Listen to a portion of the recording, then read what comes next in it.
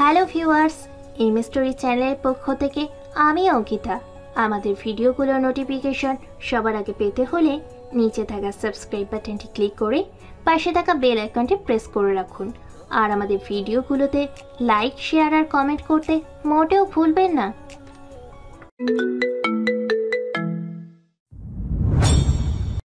অফিসে কাজ করতেছি, কখন যে দুপুর 2টা বেজে গেছে বুঝতে পারি নাই।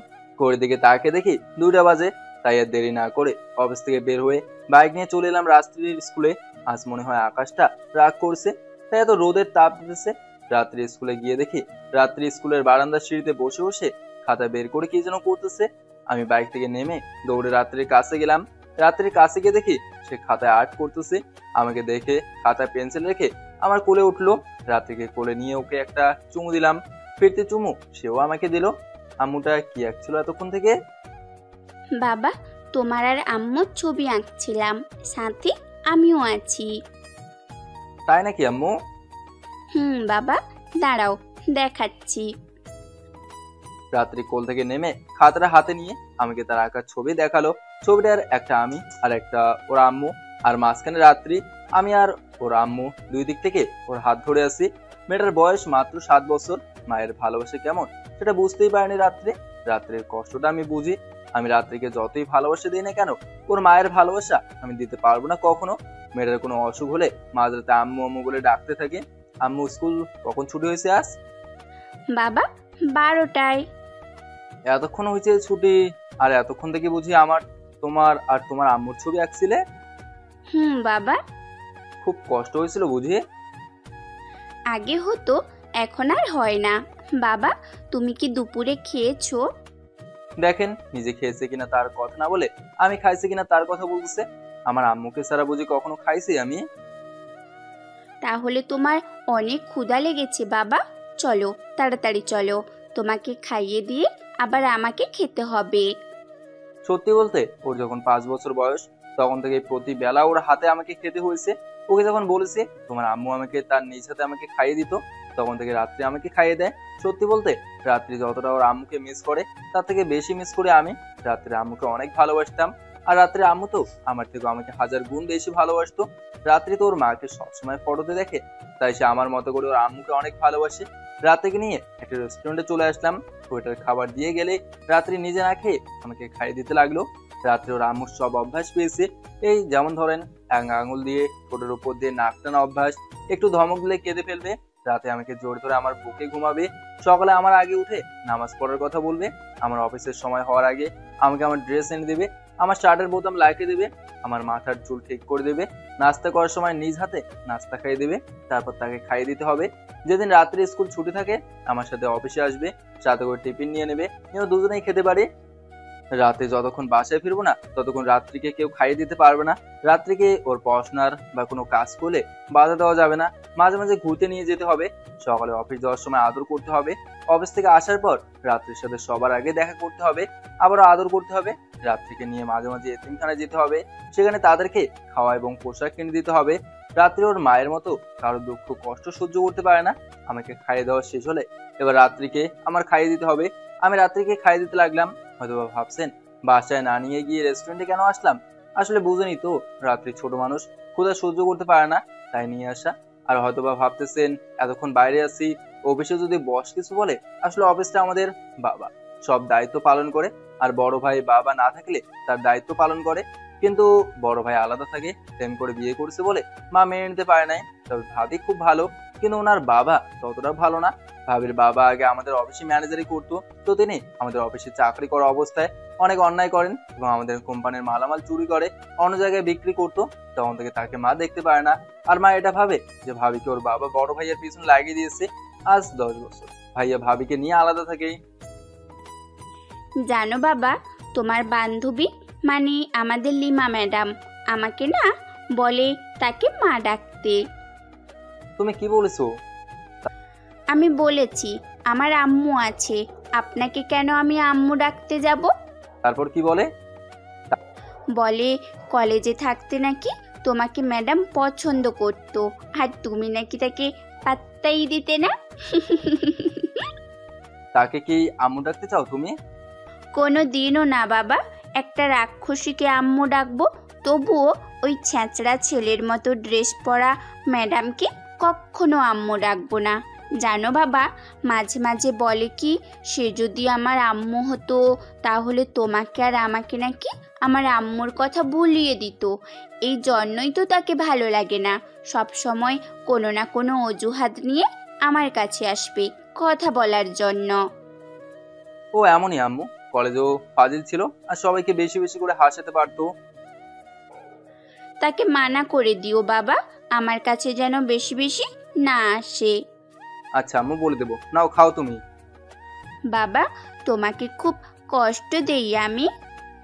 কি বলেছে? আমার আম্মু আমাকে কষ্ট দেয়? আমার আম্মু আমাকে সব থেকে বেশি ভালোবাসে। এই যে প্রতিদিন রোদে বৃষ্টিতে ভিজে আমাকে নিতে আসো, দাদু তো বলেছিল আমাদের ড্রাইভার আমাকে নিয়ে যাবে, তবুও তুমি আসো। আম্মু তুমি জানো না, তোমাকে ছাড়া আমার নিঃশ্বাস নিতেও কষ্ট হয়। আমার মেয়েকে আমি আদর করব, আমি ভালোবাসবো, অন্যের হাতে তোমাকে তুলে দিয়ে কোনো ভরসা পাই না আম্মু। তোমার কি কোনো আবদার অপূর্ণ রেখেছি আমি? উহ বাবাই, বেশি বোঝো। আমি কি সেটা বলেছি নাকি? আমি বলতে চাইছি এখন তো বড় হয়েছি আমি, আর অফিসে তো তোমার অনেক কাজ, দাদুকে একা সামলাতে পারে? বড় চাচুও তো ব্যস্ত, বড় আম্মু অসুস্থ বলে তাই বলেছি সব সময় বেশি বোঝে। এত বেশি বোঝো কেন তুমি বাবা? হুম। ঠিক তোমার মায়ের মতো শাসন করো আমাকে। আমি তোমার দ্বিতীয় মা, বুঝলে? তাই তো একটু শাসন করতেই হবে, তাই না? হয়েছে বুড়ি, এবার চলো, তোমাকে বাসায় নামিয়ে দিয়ে অফিসে যাবো আবার। আচ্ছা বাবা, চলো। বাবা মেয়ের খাওয়া শেষ হলে রাত্রিকে নিয়ে চলে আসলাম সোজা বাসাতে। রাত্রিকে নামিয়ে দিয়ে ওর কপালে একটা চুমু দিয়ে আবার অফিসে চলে আসলাম। ও সরি, আপনাদের তো পরিচয় দিয়ে নেই, আমি শামীম, বাবা মায়ের দ্বিতীয় ছেলে। বড় ভাই আছে আর সবার বড় একটা বোন আছে। বড় বোনের বিয়ে হয়ে গেছে আর সে দুলাভাই সহ গ্রামে থাকে, মানে আমাদের পাশের এলাকায় ওদের বাড়ি। গল্প পড়তে থাকেন, ইনশাল্লাহ সব জানতে পারবেন। অফিসে এসে কাজ করতে লাগলাম। আজকে আবার ভাইয়া আসে নাই, ভাবি প্রেগনেন্ট আর একটু অসুস্থ, তাই ভাইয়া ভাবির সাথেই আছে। কাজ করার ফাঁকে বাবার পিয়া আমাকে ফোন করে, বাবার ক্যাবিনে যেতে বললো। আমিও সব কাজ রেখে বাবার ক্যাবিনে গেলাম। বাবা ডাকছিল আমাকে? আমার বউকে কি স্কুল থেকে নিয়ে এসেছো? বাবা। কোথায় এখন? বাসাতে দিয়ে এসেছি, এখন বাসাতে আছে। শোন, আমি চলে যাচ্ছি, এদিকটা দেখিস। আচ্ছা, তো তাড়াতাড়ি যাচ্ছ যে? সারা জীবন কি আমি অফিস সামলাবো নাকি? এখন থেকে দুই ভাই সব কাজ ভালো করে শিখে নে। আমি বাসা গিয়ে রাত্রিকে নিয়ে শাওনের বাসাতে যাব। জানিস তো বড় বৌমা অসুস্থ, দেখতে যেতে হবে। তোর মা তো যাবে না, আর বাবা হিসাবে তো একটা দায়িত্ব আছে। ঠিক আছে যাও, আর নতুন ম্যানেজারকে বলে যেও। ওনাকে সব বলা আছে। বাবা চলে গেল, আমি আবারও কাজ করতে লাগলাম। কাজ করতে করতে সন্ধ্যা 7টা বেজে গেল। এখন অনেক কাজ বাকি। 8টার সময় অফিসের জুনিয়র কর্মচারীগুলোকে ছুটি দিয়ে সিনিয়রগুলোকে থাকতে বললাম। কাজ শেষ হতে হতে রাত 11টা বেজে গেল। এর মাঝে সবাই চলে গেছে, আমি আর বাবার পিয়ে এবং পিয়ন আছে। সব কাজ শেষ করে ওদের ছুটি দিয়ে আমিও রওনা হলাম বাসার উদ্দেশ্যে। বাসায় গিয়ে দেখি রাত্রি বাবার কোলে বসে টিভিতে কার্টুন দেখতেছে আর খেলখেল করে হাসতেছে। আমি সরাসরি রাত্রির কাছে গিয়ে কোলে নিয়ে ওর পুরা মুখে চুমু দিলাম। রাত্রি আমার 2 গালে চুমু দিল। তারপর আমি রাত্রিকে নিয়ে খেতে বসলাম। আগেই বাবার মা খেয়েছে, ওনারা অসুস্থ আর বয়স হয়েছে, তাই আমি বলেছি ওরা যেন আমার রাত্রে অপেক্ষা না করে। যেদিন অফিস থেকে আগে আসি সেদিন সবাই একসাথে খাই। খাওয়া শেষ করে রাত্রিকে রুমে নিয়ে আসলাম। রুমে এসে বাবা মেয়ে কোহিনূরের ফটোর দিকে তাকিয়ে থাকলাম। বাবা মেয়ে দুজনেই কোহিনূরের ফটো দেখে কাঁদতে থাকলাম। বাবাই কেঁদো না, আম্মু খুব পচা, তোমাকে আর আমাকে খুব কাঁদায়। না আম্মু, তোমার আম্মু অনেক ভালো, তোমাকে অনেক ভালোবাসতো, অনেক আদর করতো। শুধু আমাকে ভালোবাসতো আর আমার বাবাইকে একটুও ভালোবাসতো না? আমাকে তোমার আম্মু তার প্রাণ মনে করতো, আমাকে অনেক বেশি ভালোবাসতো। তুমি যেমন আমার সব দিক খেয়াল রাখো, তেমন তোমার আম্মুও রাখতো। তাহলে আম্মু আমাকে আর তোমাকে একা করে চলে গেল কেন? তা তো জানি না আম্মু। আমি জানি বাবাই আমাদেরকে একটুও ভালোবাসতো না, তাই আমাদেরকে রেখে চলে গেছে। জানো বাবা, আমাদের স্কুলে সবার আম্মু আছে, শুধু আমার আম্মু নাই। সবার আম্মু সবাইকে কত কত আদর করে, কত ভালোবাসে, নিজের হাতে খাইয়ে দেয়। তুমিও যখন ছোট ছিলে তোমাকেও তোমার আম্মু অনেক ভালোবাসতো, অনেক আদর করতো। তোমার আম্মু তো আমাকে আর তোমাকে চোখের আড়াল হতেই দিত না। আমাকে মিথ্যে কথা বলতেছ তুমি বাবাই? সব সত্যি আম্মু, একটা কথাও মিথ্যা না। তাহলে তোমাকে না জানিয়ে চলে গেল কেন আম্মু? তা তো জানি না। রাত্রি কাঁদতে কাঁদতে বিছানায় গিয়ে শুয়ে পড়লো। আমিও গিয়ে বিছানায় শুয়ে রাত্রিকে ধরে কোলে নিলাম। তোমার বুকের মাঝে ঘুমালে সব ভুলে যাই বাবাই। আমি তোমাকে ভালোবাসি না আম্মু? বাসো তো। কে বলেছে আমার বাবা আমাকে ভালোবাসে না? তাহলে কান্না করতেছো কেন? তোমার কান্না যে তোমার বাবা এর সহ্য করতে পারে না, তাকে জানো না তুমি? আর কাঁদবো না, এবার আমার মাথায় হাত বুলিয়ে দাও, ঘুমাবো আমি। আমি রাত্রির মাথায় হাত বুলিয়ে দিতে লাগলাম। ঠিক এমন করে রাত্রির মাকেও আমার ঘুম পাড়িয়ে দেওয়া লাগতো। আমাদের বাবা মেয়ে কি এমন দোষ ছিল যার কারণে আমাদেরকে রেখে এভাবে চলে গেলে? তোমাকে তো আমার থেকে বেশি ভালোবেসেছিলাম কোহিনূর, তাহলে কেন এমন করলে? আজ প্রায় 6.5 বছর থেকে তুমি নাই। আল্লাহ আমার কোহিনূর যেখানেই থাকুক না কেন তাকে ভালো রেখো তুমি। পরের দিন সকালবেলা আমি রুমে কোহিনূরের ফটোটা একদিনে দেখতে লাগলাম। আমার রুমে কখন যে মা আর বাবা ঢুকেছে তা বুঝতেই পারে নাই। রাত্রে আমার শার্ট প্যান্ট আর ব্লেজার বিছানায় রাখতেছি, আমি শুধু কোহিনূরের ফটো দেখতেছি আর তাকে নিয়ে ভাবতেছি। হঠাৎ অনুভব করলাম আমার কাঁধে কে যেন হাত রেখেছে। পিছনে ঘুরে দেখি মা আর বাবা। বাবা, মা, তোমরা হঠাৎ কোনো কি সমস্যা? আমার কথা শুনে মা কাঁদতে থাকলো। আর কতদিন এভাবে একা থাকবি তুই? তোর মেয়ে কি কোনোদিন মায়ের ভালোবাসা পাবে না? বাবা, কতবার বলবো এসব কথা বলো না আমাকে, আমি একাই ঠিক আছি। কিন্তু তোর মেয়ে তো ঠিক নাই, তার তো একটা মায়ের দরকার। আমি সাথে সাথে রাত্রির দিকে তাকালাম। মেয়েটা কেমন করে আমার দিকে তাকিয়ে আছে। হয়তোবা মেয়েটাও চায় মায়ের ভালোবাসা পেতে, কিন্তু আমি যে কোহিনূরের জায়গায় কাউকে দিতে পারবো না। মা, এসব কথা বাদ দাও। কেন বাদ দিবে? রাত্রির কি ইচ্ছা করে না কাউকে মা বলে ডাকতে, মায়ের আদর স্নেহ ভালোবাসা পেতে? তুই আবারও বিয়ে করে নে বাবা, আবারও নতুন করে সব শুরু কর বাবা। রাত্রিকেও একটু মায়ের ছায়া পেতে দে। আমার বন্ধুর মেয়ে অনেক ভালো, সে রাত্রিকে মায়ের ভালোবাসা দিবে, তোকেও খুশিতে রাখবে। মা, বাবা, মানুষ একবার জন্মে, একবার মরে, একবার ভালোবাসে, আর বিয়ে তো একবারই হয় না। অন্য মানুষ যে 3-4 বার বিয়ে করতেছে। তাদের মতো তো আমি না মা, তাদের মতো আমার মনে 3-4 জনকে জায়গা দিতে আমি পারবো না।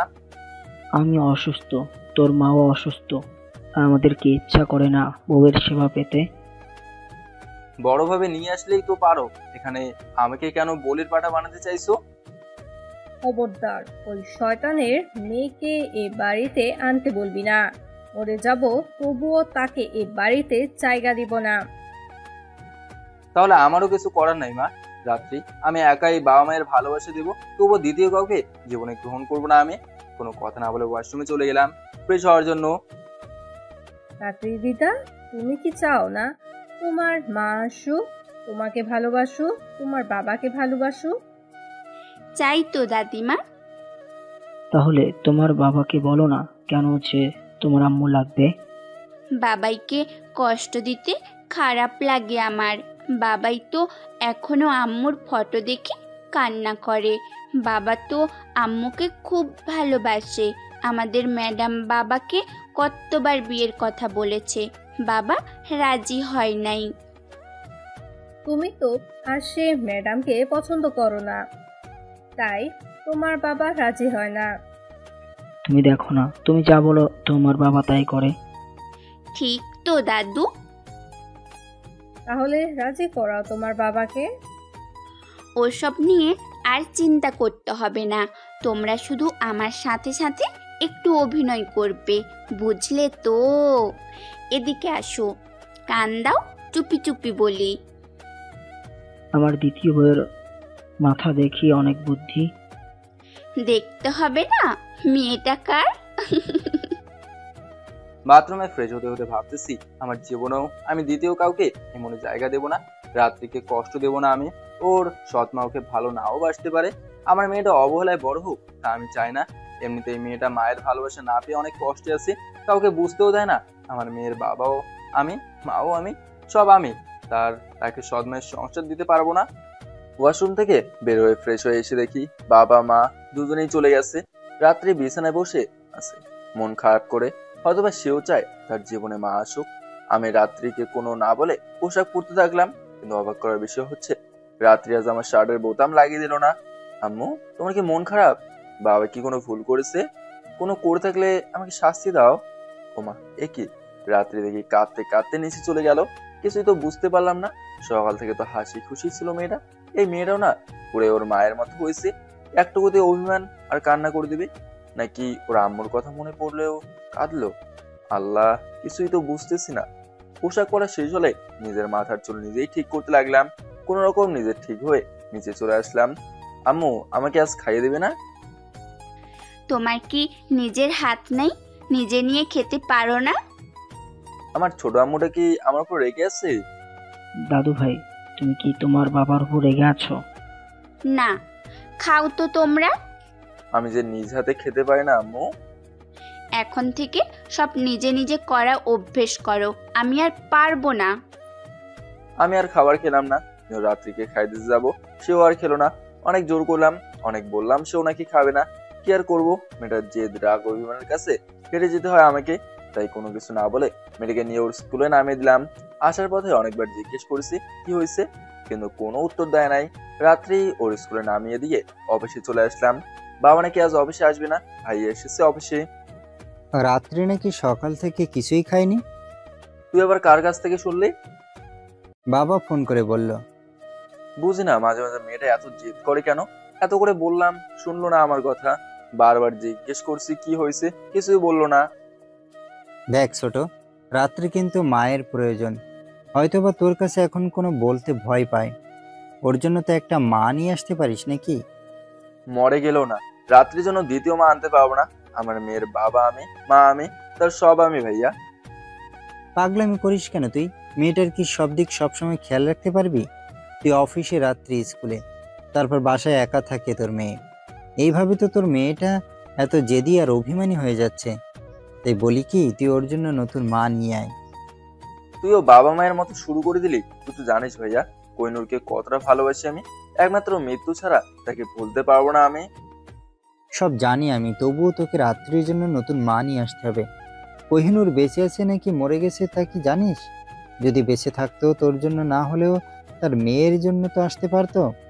আজ 6.5 বছর ধরে সে নাই। আর কত এভাবে একা থাকবি তুই? জানি না, এখন এসব কথা রেখে কাজের কথায় সৈকত সাহেবের সাথে কথা হয়েছে কি? উনি কি আমাদের সাথে কন্ট্যাক্ট করতে রাজি? সব ঠিক আছে, এসব নিয়ে তোকে ভাবতে হবে না। ভাবি এখন কেমন আছে? সুস্থ হয়েছে তো? একটু জ্বর হয়েছিল, আজ ঠিক আছে।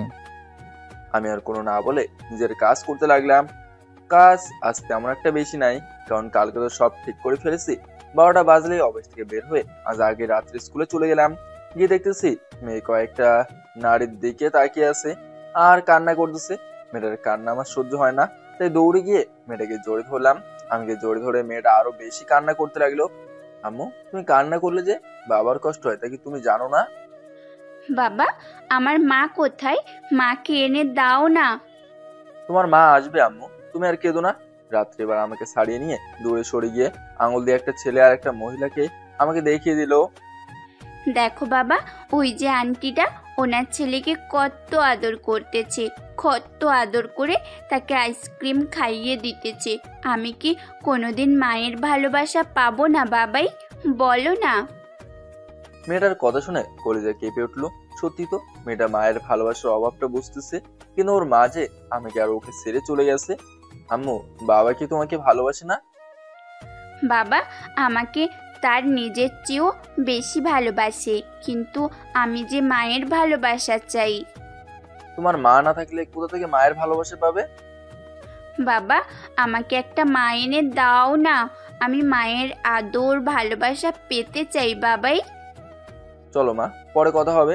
আর কোনো বলা যাবে না, তাই কথা ঘোরালাম। আগে বলো, আমাকে নতুন আম্মু এনে দিবে কি না? রাত্রি বেশি হয়ে যাচ্ছে কিন্তু। আমাকে আম্মু এনে দেবে, তারপর যাব। দেখো, আমার অফিসে অনেক কাজ আছে, তোমাকে বাসাতে দিয়ে আবার অফিসে যেতে হবে আমার। আগে বলো, আম্মু এনে দিবে তুমি? বেশি জেদ করো না। আমি জেদ করলে তোমার কি? আমার আম্মু লাগবে। বাবার ভালোবাসা কি কিছুই না? আম্মুর ভালোবাসা চাই আমি। আমি আর কোনো না বলে ওর হাত ধরে টানতে টানতে নিয়ে যেতে লাগলাম, কিন্তু আমার সাথে যেতে চাচ্ছে না আর শক্ত করে দাঁড়িয়ে আছে। এবার কিন্তু খুব রাগ হচ্ছে আমার। বলছি তো আম্মু ছাড়া যাব না। তোমাকে ভালোবাসাটা বেশি দেওয়া হয়ে গেছে তাই না? সব আবদার পূরণ করি বলে খুব জেদি হয়ে গেছো। হাত ছেড়ে দাও, যাব না। আর কোনো কিছু না বলে মেয়েটার গালে দিলাম একটা থাপ্পড়। থাপ্পড় খেয়ে দূরে ছিটকে পড়ে গেল। আবার টেনে তুলে দাঁড় করালাম। আর কোনোদিন আম্মু আম্মু করবে? আমি আম্মু সব সময় করব। আমার আম্মু লাগবে। আমাকে তুমি একটুও ভালোবাসো না। আমি যেদিন থাকবো না, মরে যাব, দেখব কার সাথে এমন করো তুমি। মেয়ে সত্যি অনেক বেশি বলে ফেললো। যাকে নিজের জীবনের চেয়ে বেশি ভালোবাসি সে যদি এমন কথা বলে, বলুন তো কার সহ্য হয়? তাই আবারও দুটো দিলাম। এবার জোরে জোরে কান্না করতে লাগলো। চলো এবার আমার সাথে। মেরে ফেললেও যাব না, আম্মু চাই আমি। কোনো কিছু না বলে কোলে তুলে নিলাম। রাত্রি এবার হাত পা ছোটাছুটি করতে থাকলো। যখন দেখলো ছোটাছুটি করে কোনো লাভ হচ্ছে না, তখন ওর ছোট ছোট দুই হাত দিয়ে আমাকে মারতে লাগলো। চিৎকার করে করে বলতেছে আম্মু ছাড়া যাবে না। আর ততক্ষণ স্কুলের শিক্ষক, দারোয়ান, অন্য বাচ্চাদের অভিভাবক আমাদের বাবা মায়ের ঘটনা দেখতেছে। তারাও অবাক হয়ে গেছে যে মেয়ে বাবা ছাড়া কিছু বোঝে না, সে মেয়ে আজ আম্মু আম্মু করতেছে। রাত্রিকে কোলে নিয়ে বাইক স্টার্ট দিলাম। বাইক চালাচ্ছে ঠিকই, কিন্তু রাত্রির ছোটাছুটি বন্ধ হচ্ছে না।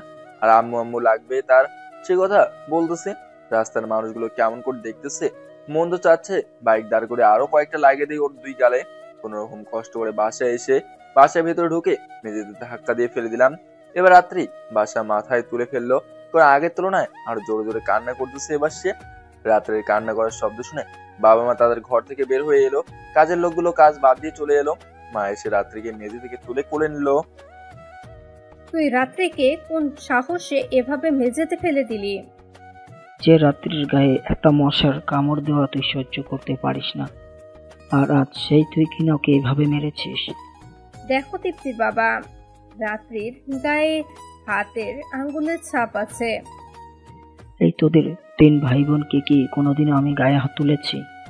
ওকে আজ থেকে ভদ্র হতে বলো, আর ওকে বলে দেবে আম্মু আম্মু যেন না করে। আর কোনোদিন যদি আম্মু আম্মু করে তো সেদিন আমি কি করব নিজেও জানি না। সবার মা আছে, সব বাচ্চাগুলো মায়ের ভালোবাসা পায়। তোর মেয়ের কি মায়ের ভালোবাসা পেতে ইচ্ছা করে না? আমি ওর মা আর আমি ওর বাবা, এরপর যেন আর আম্মু আম্মু না করে ওকে বলে দিও। 100 বার আম্মু আম্মু করব আমি।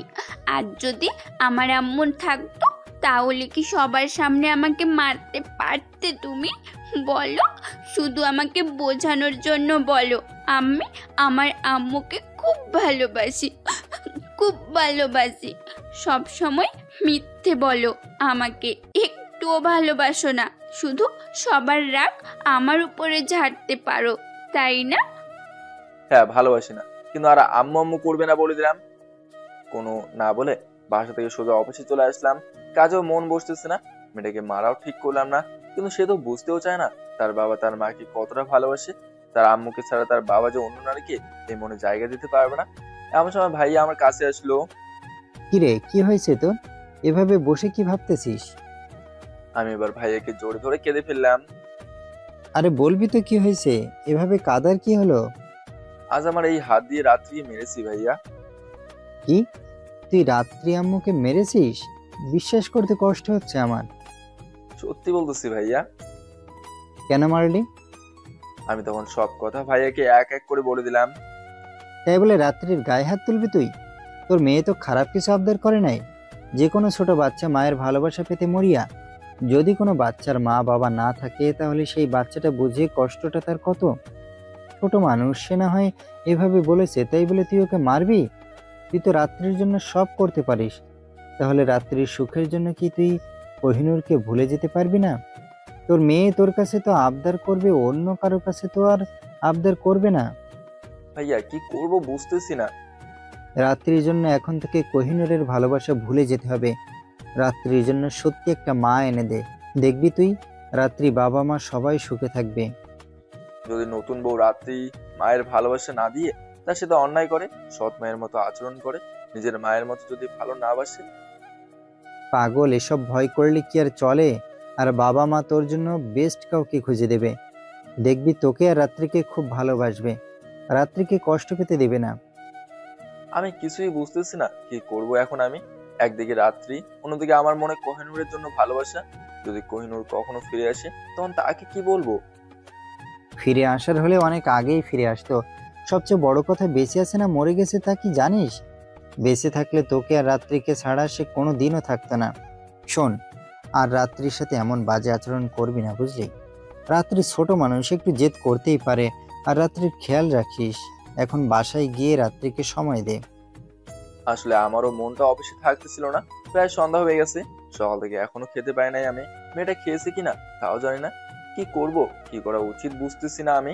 বাসায় এসে দেখি বাবা মা দুজনই আছে, কিন্তু নিচে নাই। তাই রুমে চলে গেলাম, গিয়ে দেখি রুমের কোথাও রাত্রি নাই। তাই আবার নিচে এসে বাবাকে জিজ্ঞেস করলাম, বাবা মা রাত্রি কোথায়? আমাদের রুমে দরজা বন্ধ করে আছে। সকাল থেকে কোনো খায় নাই দাদুমণি।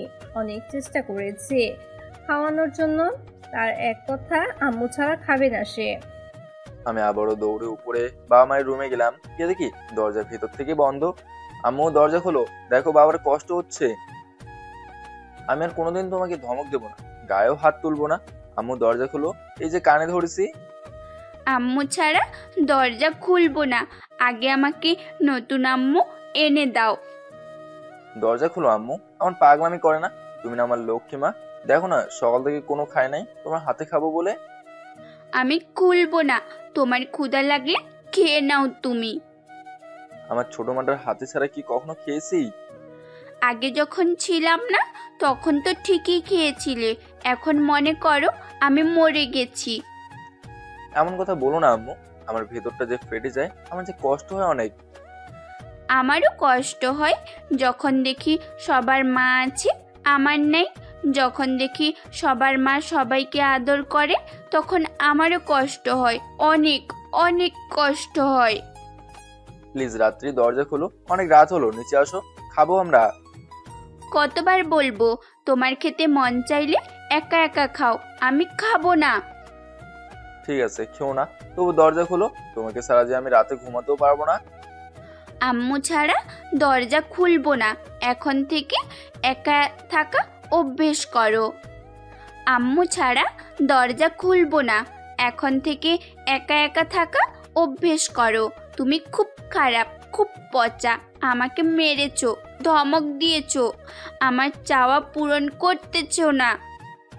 এমন সময় বাবা আর মা চলে আসলো। যা নিচে গিয়ে খেয়ে নে, আজ রাত্রি আমাদের সাথেই থাক। ওকে ছাড়া একা থাকতে পারবো না বাবা। অনেক ভয় পাইছে বুঝলি। আস্থা কাল ঠিকই তোর কাছে যাবে। ওর তো সব চাওয়া পূরণ করেছিস, ওর জন্য এবার একটা মা এনে দে। তোর বাবা ঠিক বলেছে শামীম। কোহিনূরকে যে বলতে পারে না বাবা। মানুষ 10-15 বছরের ভালোবাসা ভুলে গিয়ে সব নতুন করে শুরু করে, আর তুই সামান্য 2 বছরের ভালোবাসা বলতে পারবি না? দেখ বাবা, তোর মেয়েটার জন্য একটু কষ্ট স্বীকার কর না। তোর মেয়ের খুশিতে তো তুই খুশি থাকিস, আর তোকেও এভাবে দিনের পর দিন কষ্টে দেখতে আমাদেরও কষ্ট হয়। আজকে রাত্রে সময় দাও মা। ঠিক আছে, দরকার হলে আরো সময় নে। বাবা মা রাত্রিকে দেখে রেখো। ও নিয়ে তোকে চিন্তা করতে হবে না। আমি আমার রুমে চলে আসলাম, যেখানে আমার ছোট মেয়েটা সকাল থেকে না খেয়ে আছে। সেখানে আমি বাবা হয়ে কেমন করে খাবো? রুমে এসে কোহিনূরের আর আমার সাথে তোলা ফটোর দিকে তাকিয়ে থাকলাম। একদিনে কোহিনূরের ফটো দেখতেছি, আর আজ থেকে প্রায় 9 বছর আগের কথা ভাবতেছি। আজ থেকে 9 বছর আগে কি হয়েছিল জানতে চান? তাহলে চলুন সব বলে দেই। আসল ঘটনা কি, আমি তখন সবেমাত্র গ্রাজুয়েশন শেষ করেছি। বাবা মাকে বললাম একটু বন্ধুদের সাথে ঘুরতে যাব খাগড়াছড়ি। বাবা মা দুজনেই মত দিল, কিন্তু 7 দিনের বেশি থাকতে পারবো না। তার 2 দিন পর বন্ধুদের সাথে খাগড়াছড়ি রওনা হলাম। এই প্রথম খাগড়াছড়ি যাচ্ছি, কিন্তু রাস্তাগুলোর সাথে পরিচিত না আমি। চিটাগাং থেকে খাগড়াছড়ি যাওয়া লাগে, তবে রাস্তা বেশি বড় না, আর রাস্তাগুলো বাঁকা, উঁচু নিচু রাস্তা, সাথে বড় বড় পাহাড় ঢিলা। মাঝে মাঝে মনে হয় বাস বুঝে অ্যাক্সিডেন্ট করবে, উল্টে যাবে। রাত হচ্ছে, পাহাড়গুলো তেমন একটা বোঝা যাচ্ছে না, কিন্তু জানলার পাশে বসেতে পাহাড়গুলো দেখতে পারতেছি। দীর্ঘ 9 ঘন্টা জার্নি করার পর খাগড়াছড়ির মাটিরাঙ্গা উপজেলায় পৌঁছলাম। এখান থেকে আমরা 6 বন্ধু 3টা বাইক ভাড়া নিলাম। আসলে আমরা যেখানে যাব সেখানে বাস, অটো, রিক্সা, সিএনজি কিছুই যায় না, তাই আমরা 3টা বাইক 600 টাকা দিয়ে ভাড়া নিলাম। আমাদের মতো আরো অনেকেই বাইকে করে তাদের গন্তব্যে যাচ্ছে। বাইকে ওঠার পর যে রাস্তা দিয়ে যাচ্ছি, এই রাস্তাটা একেবারেই ছোট, মোট কথায় গ্রামের ভেতরের ছোট পাকা রাস্তাগুলোর মতো। এই রাস্তাটা ভীষণ উঁচু নিচু, বাইকের সব গিয়ার দিয়ে দিছে বাইক চালক। আর রাতে পাহাড়গুলো থেকে শিয়ালের ডাক আসতেছে। রাতের অন্ধকার, তাই কিছুই বোঝা যাচ্ছে না। আবারও 1.5 ঘন্টা বাইক জার্নি করার পর আমরা মাটিরাঙ্গা উপজেলার গোমতীতে এসে পৌঁছলাম। গোমতী আসার পর আমরা 6 জন 3টা ছোট রুমের কামরা ভাড়া নিলাম। আসলে এই জায়গাগুলোতে যত পর্যটক বেশি আসে, তাই সব জায়গায় ভাড়ায় হোটেল, কটেজ কিংবা ছোট ছোট রুমের কামরা পাওয়া যায়। তবে ভাড়া একটু বেশি, যেহেতু অনেক পথ জার্নি করছি, তাই রুমে এসে ফ্রেশ হয়ে বাইরে কিছু খেয়ে নিলাম। রাত পর রুমে গিয়ে সবাই দিলাম ঘুম। পরের দিন আমরা 6 জন একসাথে পাহাড়ি এলাকা দেখতে বের হলাম। গোমতী বাংলাদেশের শেষ সীমানা এবং পরে আমাদের পার্শ্ববর্তী দেশ ভারত। আমাদের দেশের পাহাড়ের তুলনায় ভারতের পাহাড়গুলো অনেক অনেক বড়। আমরা ঘুরতে ঘুরতে একেবারে বাংলাদেশের বর্ডার গার্ডের এরিয়াতে চলে এসেছি। সেখানকার এক বর্ডার গার্ড সামনে যেতে মানা করলো, আমরা আর গেলাম না। সেখান থেকে ভারত বাংলাদেশের ছোট বড় পাহাড় টিলা দেখতে লাগলাম। পাহাড়গুলোতে অনেক রকম গাছ, যা বাংলাদেশের গ্রামগুলোতেও এত প্রকার গাছ নেই। পাহাড়ে অনেকে আনারস চাষ করতেছে, আরো নানা রকম ফলের গাছ রয়েছে। ঘুরতে ঘুরতে আমরা পাহাড়িদের এলাকায় ঢুকে পড়লাম। অনেকে অবশ্য মানা করছিল তাদের এরিয়াতে ঢোকার জন্য। আমরা কারো কথা না শুনে সেখানে যাই। আমাদেরকে দেখা মাত্র পাহাড়ি উপজাতির কিছু মানুষ আটক করলো, তারপর একটা টঙের মতো ঘরে আমাদের নিয়ে গেল। উপজাতিদের নেতা সর্দারকে ডাক দিল। তোমরা কারা আর আমাদের এখানে কেন এসেছো? তোমরা কি জানো না আমাদের এখানে বাঙালিদের আসা নিষেধ? আমাদের সাথে এখন অনেকের নানা রকম ঝগড়া মারামারি চলতেছে। দেখেন, আমরা ঢাকা থেকে আপনাদের এই পাহাড়ি এলাকা দেখতে এসেছি, আর আমরা কেউ কিছু জানি না। তোমরা যদি সরকারি কোনো লোক হও বা গুপ্তচর হও তখন? আমরা ওই রকম কেউ না। আমরা কিছুদিন হলো পড়াশোনা শেষ করেছি, তাই পরিবারের লোকদের বলে আপনাদের এই এলাকায় ঘুরতে এসেছি। তোমরা কি জানো এখানে শাস্তিরক্ষী পুলিশ থাকে? জি না, জানি না। তারা আমাদের সাথে আপোষে আসতে চাচ্ছে। আসলে মাঝে মাঝে এই পাহাড়ি জমি জমা নিয়ে উপজাতিদের মধ্যে নানা রকম ঝামেলা হয়, আবার বাঙালিদের সাথেও ঝামেলা হয়। তাই তো সব উপজাতি বাঙালিদের থেকে গভীরে থাকে। তবে আমরা একসাথে বাজার সদাই কথা বলা চলাফেরা করি, কিন্তু আমাদের কিছু লোক আর কিছু বাঙালি খারাপ মানুষের জন্য উপজাতিকে সবাই ভয় করে, আর আমাদের সাথে ঝামেলা করার জন্য মাঝে মাঝে বাইরে থেকে মানুষ নিয়ে আসে। তোমরা যেহেতু মেহমান, তাই এইখানে কিছুক্ষণ বিশ্রাম নিয়ে খাওয়া করে যেও। ঠিক আছে। ওনারা শুদ্ধভাবে বাংলা বলতে পারে না, তবে হ্যাঁ, উপজাতিদের এখানে বাইরের মানুষ ঢোকার অনুমতি নাই, তবে অনুমতি নিয়ে ঢুকতে পারে। আমরা সবাই বাইরে এলাম। এই প্রথম উপজাতি মেয়েদের নিজের চোখে বাস্তবে দেখতেছি।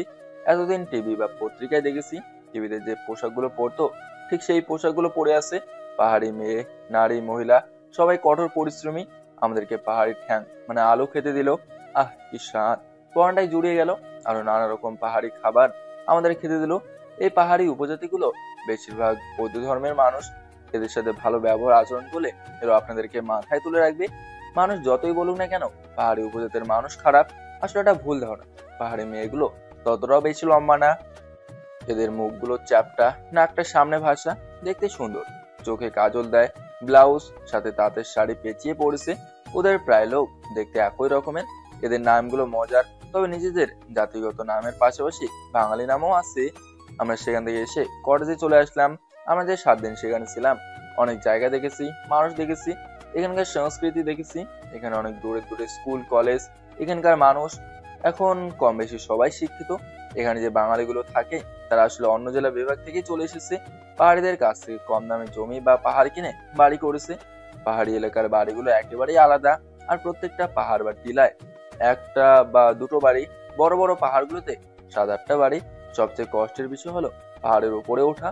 অনেক বাঙালির সাথে কথা বলে জেনেছি, কেউ কুমিল্লা, কেউ নোয়াখালী, কেউ চাঁদপুর, কেউ চিটাগাং, কেউ রাজশাহী, কেউ বরগুনা, কেউ বা বরিশাল, কেউ বা খুলনা, কেউ বা রংপুর, কেউ বা জামালপুর, কেউ ময়মনসিংহ, কিশোরগঞ্জ ইত্যাদি জায়গা থেকে এসেছে।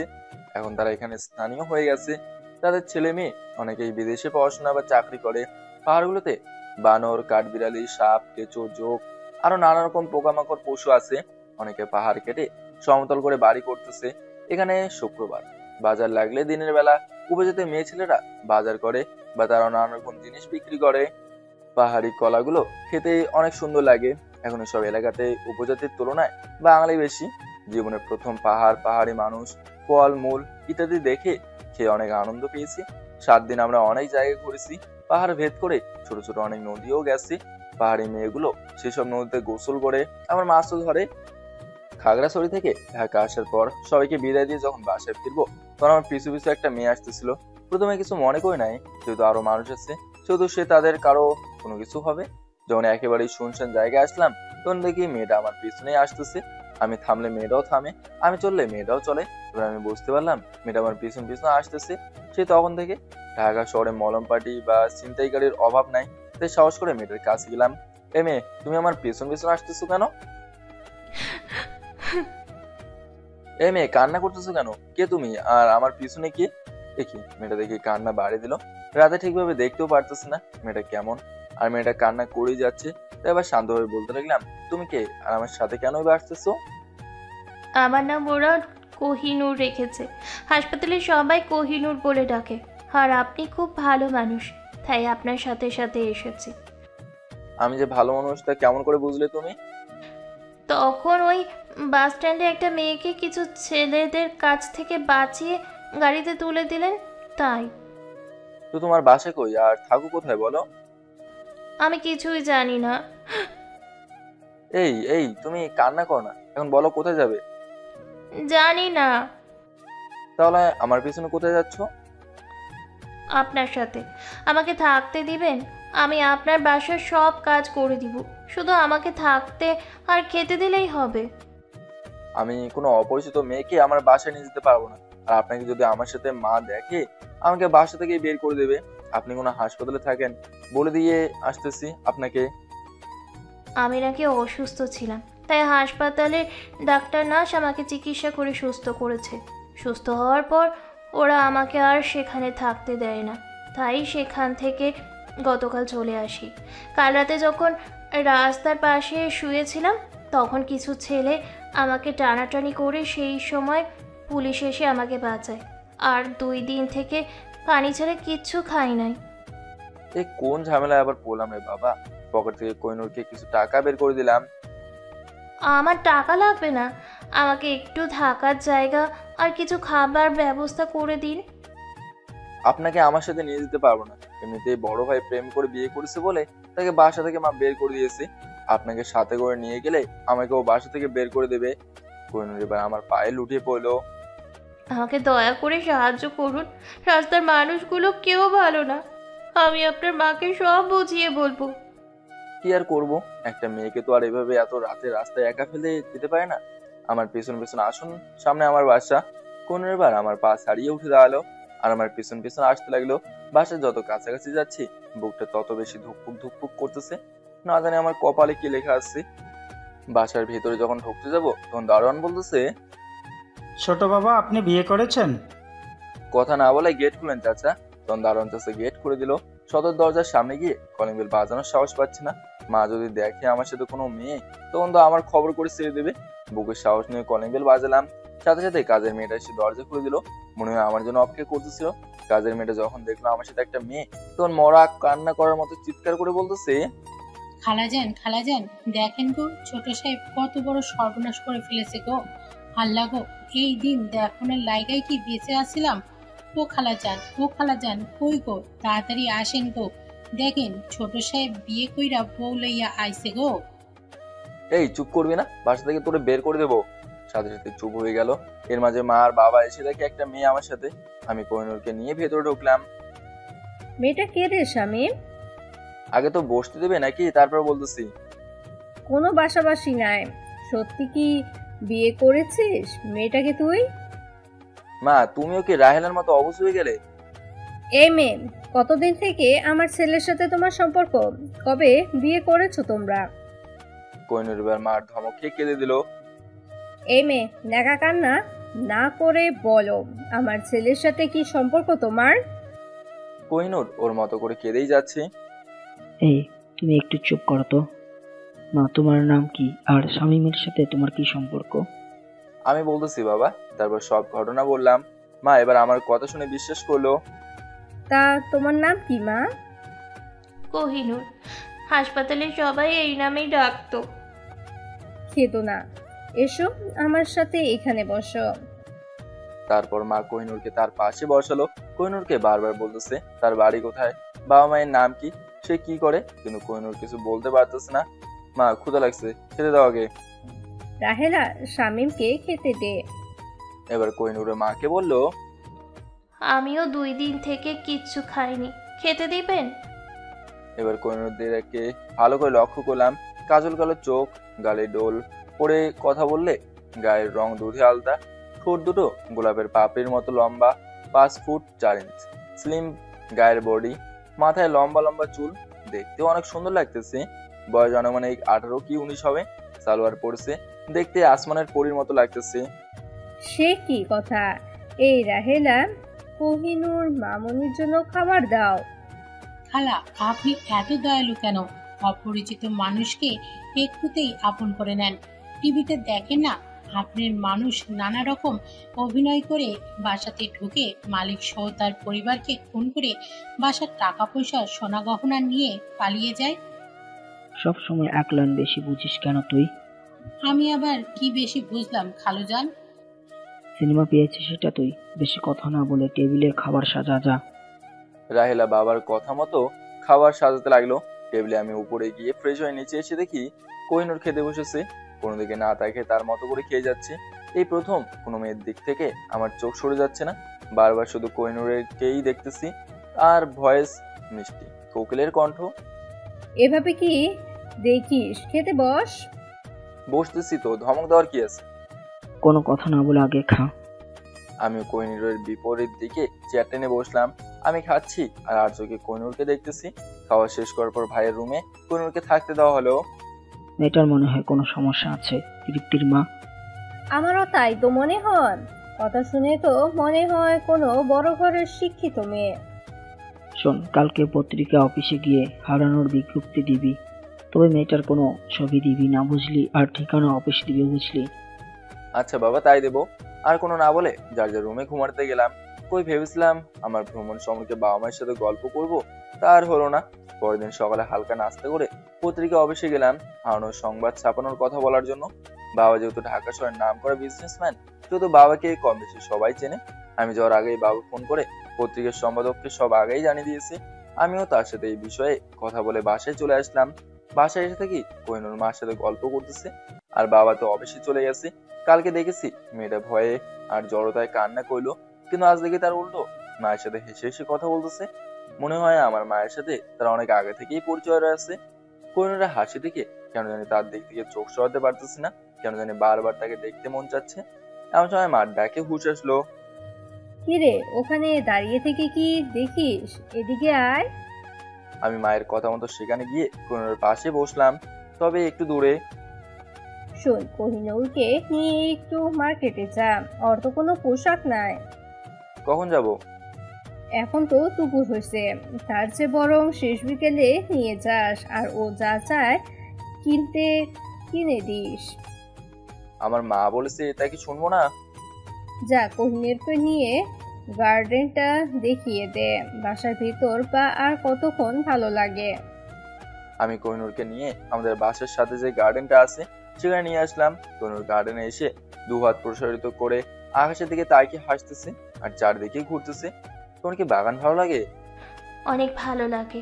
আর আপনি অনেক ভালো। আপনিও দেখতে অনেক সুন্দর। ধ্যাত, কি যে বলেন না আপনি। সত্যি বলতেছি। আপনার কোনো মেয়ে বন্ধু নাই? অনেকগুলো আছে। কি, আপনি এতজনের সাথে প্রেম করেন? আরে প্রেম না, ওরা আমার ভালো বন্ধু, একসাথে পড়াশোনা করেছি। আর আমি কাউকে ভালোবাসি না, বাসা থেকে নিষেধ করা। কোহিনূর আর কোনো কথা বললো না। সে বাগানের এদিক ওদিক ছোটাছুটি করতে লাগলো। মাঝে মাঝে তার হাত দিয়ে ফুলের গাছ আর ফুলগুলোতে চুয়ে দিতেছে আর প্রজাপতির পিছনে ছুটে চলেছে। তার আমার আচরণ দেখে কেন জানি বারবার তাকে আপন করে পেতে ইচ্ছে করতেছে। শেষ বিকালে কোহিনূরকে নিয়ে বাসা থেকে বের হলাম। বাইকে আমি ওঠার পর কোহিনূরকে তুললাম। এই প্রথম কোনো মেয়ে আমার বাইকে উঠলো। কলেজ ভার্সিটির অনেক বান্ধবী আমার বাইকে উঠতে চাইছে, কিন্তু আমি তাদের কাউকে বাইকে তুলি নাই। কোহিনূরকে নিয়ে মার্কেটে চলে আসলাম। সে তার ইচ্ছা মতো শপিং করতে লাগলো। মাঝে মাঝে আমাকে দেখাতে লাগলো কোনটা তাকে ভালো মানাবে। আমিও পছন্দ করে কোহিনূরকে কয়েকটা কাপড় দেখিয়ে দিলাম, সে সেগুলোও নিল। কোহিনূরের পোশাক কিনতে গিয়ে রাত হয়ে গেল। তারপর ওর জন্য ভালো হিল নিয়ে দিলাম। মার্কেট করা শেষ হলে দুজনে ফাস্ট ফুডে গিয়ে রাতের ডিনার সেরে নিলাম। কেন জানি মনটা বলতেছে কোহিনূরকে ছেড়ে দিস না, কোহিনূরকে তোর কাছে সারা জীবনের জন্য রেখে দে। আমি নিজেও বুঝতেছি না কেন কোহিনূরকে আমার এত আপন মনে হচ্ছে। আমি নিজের খাওয়া বাদ দিয়ে কোহিনূরের দিকে তাকিয়ে থাকলাম। কি নিষ্পাপ তার চেহারা, আর দেখতেও কত সুন্দর সে। হাতটা কেটে গেছে, তবু কষ্ট করেই লিখলাম আমার আপন ব্যক্তিটা যেন ভালো থাকে। আমার দিকে এমন করে তাকিয়ে কি দেখেন? দেখেন, খাওয়ার সময় নজর দিবে না, তাহলে আবার আমার পেট খারাপ করতে পারে। তুমি খাও, আমি শুধু এমনিতেই তোমাকে দেখতেছিলাম। কত সুন্দর করে খাচ্ছ তুমি। এভাবে কেউ যদি আমাকে খাইয়ে দিত। সাথে সাথে খাবার আমার মুখের সামনে তুলে ধরলো কোহিনূর। আমি শুধু তাকে দেখতে থাকলাম, তার দিকে। আমাকে পরেও দেখতে পারবেন, এখন হাঁ করেন, আপনাকে খাইয়ে দিই। আমিও এই আশায় ছিলাম কোহিনূর আমাকে যেন খাইয়ে দেয়। তারপর কোহিনূর নিজে খাওয়া বাদ দিয়ে আমাকে খাওয়াতে লাগলো। এই প্রথম কোনো মেয়ের হাতে খাবার খাচ্ছি আমি। এর আগে অবশ্য মা আমাকে খাইয়ে দিয়েছিল, কিন্তু কোনো মেয়ের হাতেই প্রথম খেলাম। আমাকে খাইয়ে দেওয়ার পর কোহিনূর বলতেছে, নিন, এবার আপনি আমাকে খাইয়ে দিন। আমি কেন তোমাকে খাইয়ে দেবো? আমি আপনাকে খাইয়ে দিলাম, তাই আপনিও আমাকে খাইয়ে দিবেন। আর জানেন তো, কারোর ঋণ জমা রাখতে নেই। কি আর করার, খাইয়ে তো দিতেই হবে। ঠিক কথাই তো বলেছে। আর কোহিনূরকে আমার হাতে খাওয়াটাও এর থেকে খুশির খবর আর কি হতে পারে আমার জন্য। আমি যখন কোহিনূরকে খাওয়াচ্ছি তখন সে মাঝে মাঝে আমার হাতের আঙুলে কামড় দিতে লাগলো। এটা কেমন ব্যবহার? কত কষ্ট করে তোমাকে খাইয়ে দিতেছি, আর তুমি কেন আমার আঙুলে কামড় দিতেছো? আমি আপনাকে আগে খাইয়ে দিয়েছি, আর আপনার কাছ থেকে সুদে আসলে খেয়ে নিতেছি। কাউকে খাওয়ালে বুঝি সুদ পাওনা থাকে? আমার কাছ থেকে এখন কোনো না বলে খাওয়ান তো। আমি কোহিনূরকে খাওয়াতে লাগলাম, কিন্তু আমার হাতের আঙুলে তার কামড়ানো থামলো না।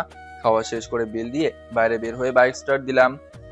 আপনার যে বউ হবে সে অনেক লাকি হবে। কেন? আমাকে যে এভাবে পরম যত্নে খাওয়ালেন তাই বললাম। আর আমি তো আপনার কেউ না, তবু আমাকে কতটা ভালোবেসে খাওয়ালেন। আর আমি যদি আপনার আপন কেউ হতাম তাহলে মনে হয় মাথায় তুলে রাখতেন। তোমাকে তো আপন করে পেতে চাই মেরি জান। এই কথা বলেন না কেন আপনি? আচ্ছা, তোমার কেমন ছেলে পছন্দ? আমার পছন্দ বলতে যে আমার কেয়ার করবে, যে আমার ভালোবাসার অত্যাচার সহ্য করবে, যে আমার সব ইচ্ছে পূরণ করবে, যে আমাকে তার নিজের চেয়েও বেশি ভালোবাসবে, যে ছেলে আমাকে পেলে অন্য কোনো মেয়েকে পাওয়ার কোনো ইচ্ছে থাকবে না, সেই রকম একটা ছেলেকে আমার জীবনসাথী হিসেবে চাই। এমন কেউ কি তোমার জীবনে আছে? থাকলে কি আর আপনাদের বাসাতে থাকতাম আমি? এবার বলুন তো, আপনি কেমন মেয়ে চান? খুব সাধারণ একটা মেয়ে চাই, যে আমাকে সবসময় তার ভালোবাসা দিয়ে আগলে রাখবে, যে আমার চাওয়া পাওয়াগুলো তার নিজের চাওয়া পাওয়া মনে করবে। দুজনের মাঝে হাজারো ঝগড়া হলেও কেউ কাউকে কখনো ছেড়ে যাওয়ার কথা ভাববো না। যে মেয়ে আমাকে তার অস্তিত্ব মনে করবে, সেই মেয়ে চাই আমি। উপরওয়ালা আপনার মনের ইচ্ছে পূরণ করুক। দুজনেই বাসাতে চলে আসলাম। এসে দেখি বাবা অনেক আগেই অফিস থেকে বাসাতে এসেছে। কি রে, কোহিনূর মামুনিকে নিয়ে কোথায় গিয়েছিলি? বাবা, ওর তো কোনো জামা কাপড় নাই, তাই ওকে নিয়ে মার্কেটে গিয়েছিলাম। তা কোহিনূরকে সব নিয়ে দিয়েছিস তো? আঙ্কেল, যা যা লাগে সব দিয়েছে নিয়ে। এই তোরা এসেছিস, চল খেয়ে নিবি। মা আসার পথে আমরা খেয়ে এসেছি। তাহলে তোরা নিজেদের রুমে যা। সেখান থেকে আমরা দুজনেই যার যার রুমে চলে গেলাম। রুমে গিয়ে শুধু কোহিনূরকে নিয়ে ভাবতে লাগলাম। আমার জীবনে তো অনেক মেয়ের সাথেই কথা বলেছি, কখনো তো এমন হয়নি। তাহলে আজ কেন বারবার আমার কোহিনূরের কথা মনে আসতেছে? আমি তাকে ভালোবেসে ফেলছি নাকি? না না, এসব করতে পারবো না। এমনিতেই মা অনেক কষ্ট পাইছে বড় ভাইয়ের কারণে। আমি আর নতুন করে মাকে কষ্ট দিতে পারি না, কিন্তু কোহিনূরকে বলতেও পারতেছি না। এই মায়াবতী মেয়েটা যে তার প্রতি আমাকে আকৃষ্ট করে ফেলেছে, চাইলেও যে ভুলতে পারতেছি না। পরের দিন সকালে ঘুম থেকে উঠে দেখি কোহিনূর মায়ের সাথে সকালে নাস্তা বানানোর কাজে সাহায্য করতেছে। তাই আমিও রান্নাঘরে ঢুকলাম। কিরে, আজ তো সকালে রান্নাঘরে, তোর কি কোনো কিছু লাগবে? না মা, কিন্তু কোহিনূর তোমার সাথে কেন রান্নাঘরে? পাগলি মেয়েটা দেখি রান্না শিখবে আমার কাছ থেকে, তাই ওকে আজ থেকে রান্না শেখানোর দায়িত্বটা আমার। আমি রান্নাঘরে এসেছি বলে এসেছেন আপনি?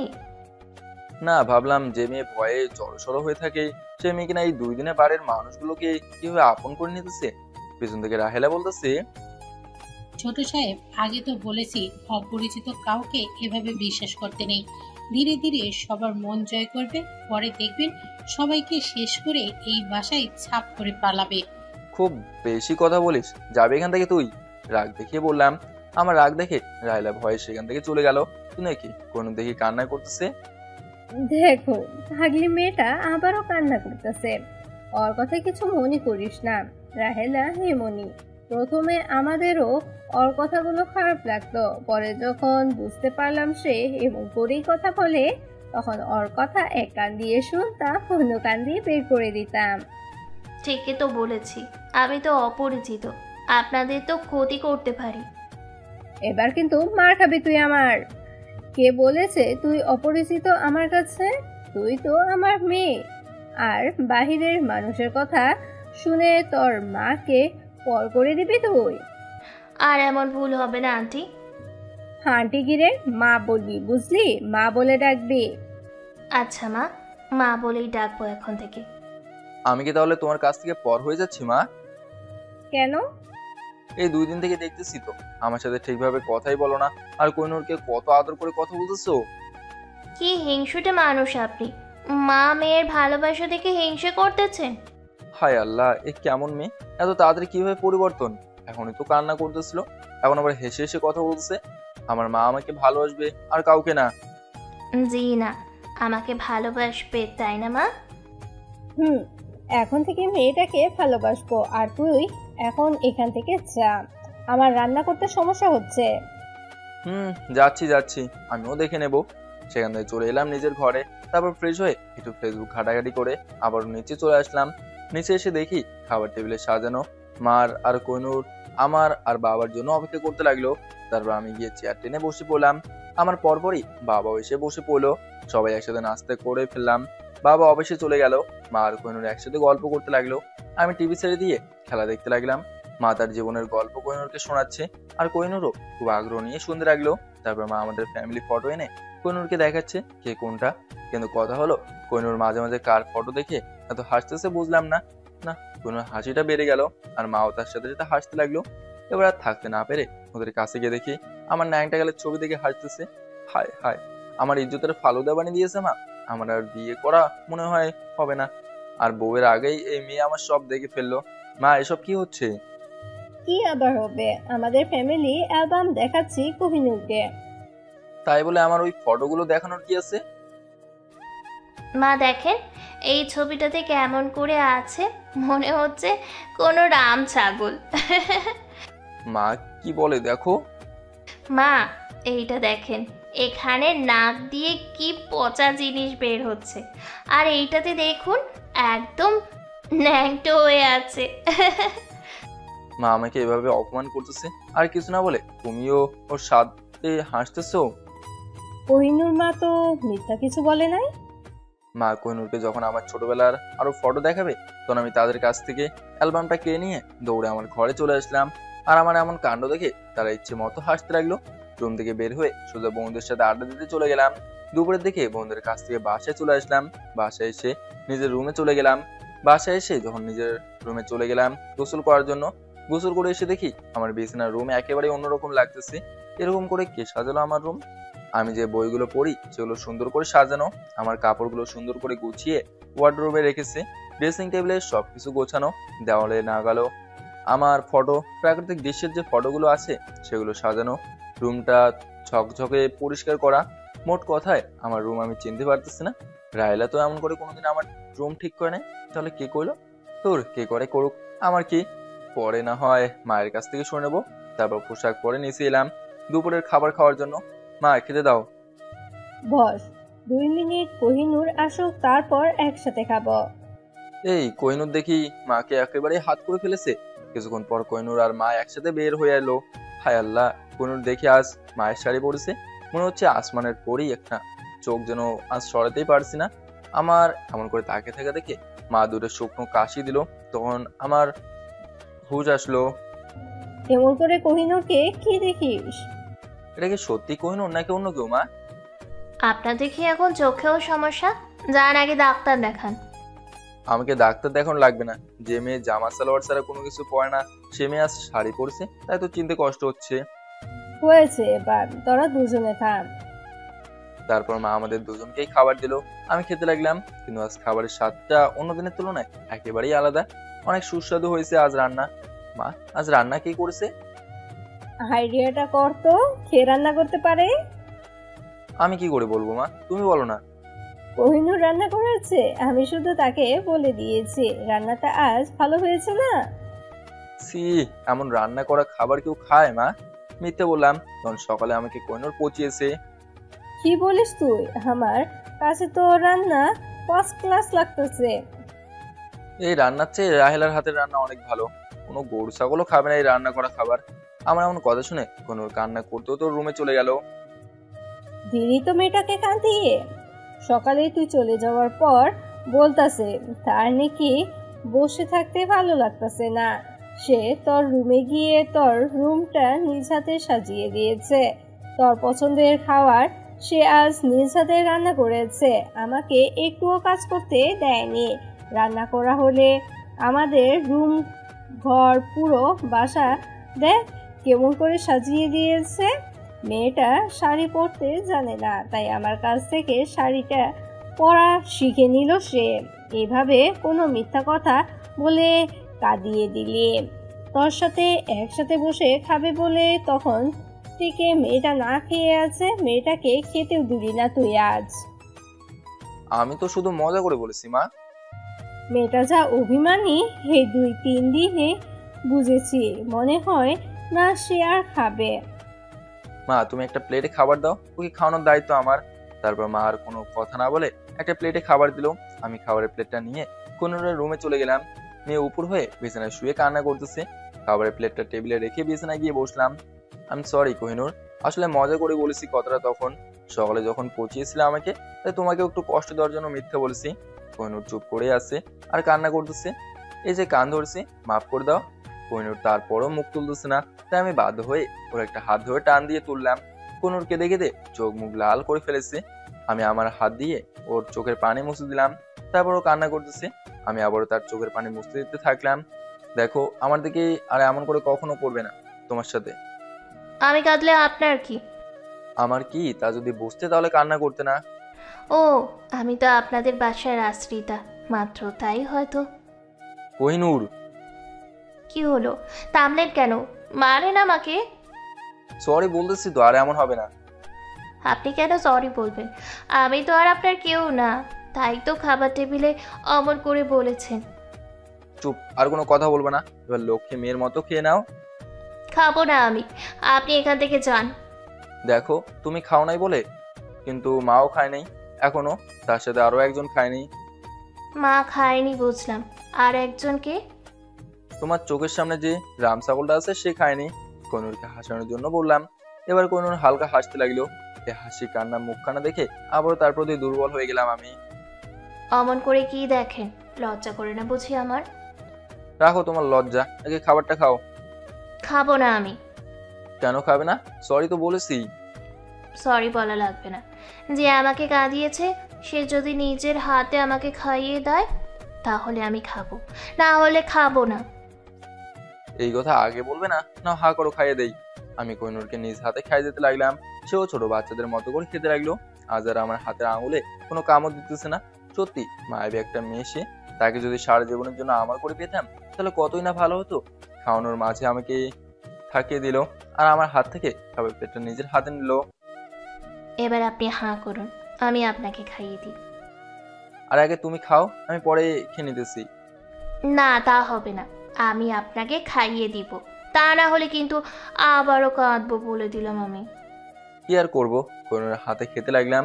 তখন মাথায় একটা কথা চলে আসলো, তাই কোহিনূরকে বললাম, কোহিনূর, আমি শুনেছি বিবাহিত স্বামী স্ত্রী এক প্লেটে খাবার খেলে নাকি তাদের মধ্যে ভালোবাসা বাড়ে, আর স্বামী নাকি স্ত্রীর এটো খাবার খেলে ভালোবাসা বাড়ে। তাহলে আমরা কেন এক প্লেটে খাচ্ছি? আমার এমন কথা শুনে কোহিনূর ভীষণ খেলো। ও বুঝতেই পারেনি আমি এমন একটা কথা বলবো। কোহিনূর আমাকে খাওয়ানো বাদ দিয়ে হাত ধুয়ে বাইরে বের হয়ে গেল। ইস, আমিও না কিসব গাদার মতো বলে ফেললাম। এই কথাটা খাওয়ার শেষে বললে খাবারটা পুরা তার হাতে খেতে পারতাম।